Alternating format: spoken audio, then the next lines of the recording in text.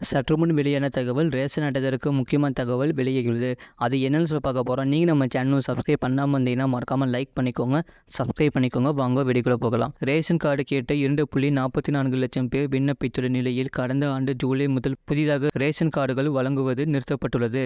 இந்த நிலையில் ration card கேட்டு விண்ணப்பித்தவர்களுக்கு மகிழ்ச்சி அளிக்கும் விதமாக புதிய அப்டேட் ஒன்று வெளியாகியுள்ளது. தமிழகத்தில் மொத்தம் 2,24,19,359 குடும்ப அட்டைகள் உள்ளன. ரேஷன் கார்டு என்பது வெறும் பொருட்கள் வாங்க பயன்படும் அட்டையாக மட்டுமின்றி தமிழக அரசின் பல்வேறு சலுகைகள் பெறுவதற்கான அடையாள அட்டையாகவும் உள்ளது. குறிப்பாக தமிழக அரசின் மக்கள் நலத்திட்டங்களுக்கு இந்த குடும்ப அட்டைகளே முக்கிய பங்காற்றுகின்றன. வெள்ள நிவாரணம், கொரோனா நிவாரணம், பொங்கல் தொகுப்பு மற்றும் மகளிர் உரிமை தொகை ஆகியவை ரேஷன் கார்டு அடிப்படையில்தான் கணக்கிடப்பட்டு வழங்கப்படுகிறது. வருவாய் துறை வழங்கும் சான்றிதழ்களுக்கு ரேஷன் கார்டு முக்கிய ஆவணமாக உள்ளதால் முகவரி சான்றாக ரேஷன் கார்டு தான் பார்க்கப்படுகிறது.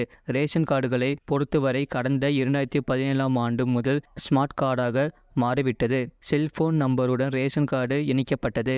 ரேஷன் கார்டுகளுடன் செல்போன் எண்களும் இணைக்கப்பட்டுள்ளது.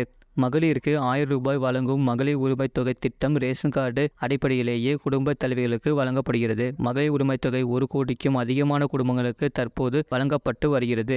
மகளிர் உரிமை தொகை திட்டம் காரணமாக புதிய ஸ்மார்ட் கார்டுக்கு பலரும் விண்ணப்பிக்க தொடங்கின்றனர். அதனால் புதிய கார்டுகள் வழங்குவது தற்காலிகமாக நிறுத்தப்பட்ட நிலையில் தற்போது மீண்டும் ஸ்மார்ட் கார்டுகள் வழங்கும் பணி நடந்தது. கடந்த ஓராண்டில் சுமார் 2,40,000 குடும்பங்கள் ஸ்மார்ட் கார்டுகள் கேட்டு விண்ணப்பம் செய்திருக்கிறார்கள். கடந்த ஆண்டு ஜூலை முதல் புதிய ரேஷன் கார்டுகள் வழங்குவது நிறுத்தப்பட்டது. இதனால் புதிதாக விண்ணப்பித்தவர்களுக்கு குடும்ப அட்டை இன்னும் வழங்கப்படாத நிலையில் லோக்சபா தேர்தல் முடிந்த பிறகு குடும்ப அட்டைகள் வழங்கப்படும் என்ற தகவல் வெளியாகியுள்ளது. இது தொடர்பாக உணவுப் பொருள் வழங்கல் துறை அதிகாரிகள் தரப்பில் கூறுகையில் புதிதாக ரேஷன் அட்டை பெற சுமார் 2,40,000 பேர் விண்ணப்பித்து இருந்தார்கள். இவர்களில் தகுதியானவர்களுக்கு வாக்கு எண்ணிக்கை முடிந்த பிறகு தேர்தல் நடத்தை விதிகள் விலக்கி கொள்ளப்பட்ட பின்னர் ரேஷன் கடைகள் வழங்குவதற்கான பணிகள் தொடங்கும் என்று கூறியுள்ளனர். இதன்படி பார்த்தால் இந்த மாதம் ரேஷன் கடைகள் மூலமாக விநியோகிக்கப்படும் என்று தெரிகிறது. இதனால் புதிதாக ரேஷன் கார்டு கேட்டு விண்ணப்பித்தவர்கள் மகிழ்ச்சி அடைந்துள்ளனர். இதுபோன்ற செய்திகளை உடனுக்குடன் அறிந்து கொள்ள மறக்காம சேனலை சப்ஸ்கிரைப் செய்யுங்கள், மற்றவர்களுக்கு தெரியப்படுத்த ஷேர் செய்யுங்கள்.